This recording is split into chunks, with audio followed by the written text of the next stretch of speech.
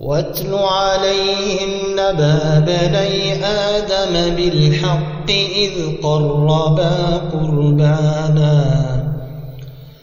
إذ قربا قربانا فتقبل من أحدهما ولم يتقبل من الآخر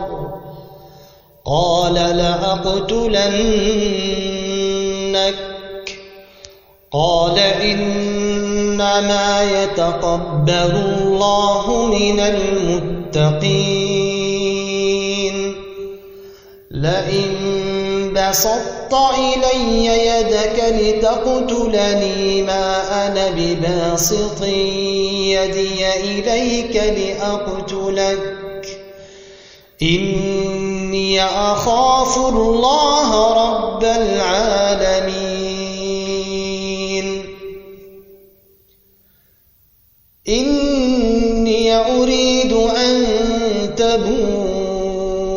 بإثمي وإثمك فتكون من أصحاب النار وذلك جزاء الظالمين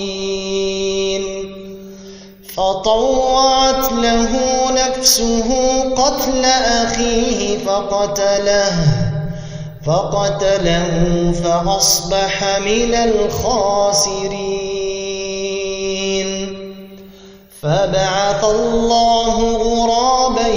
يبحث في الأرض ليريه كيف يواري سوءة أخيه قال يا ويلتى أعجزت أن أكون مثل هذا الغراب فأواري سوءة أخي فأصبح من النادمين.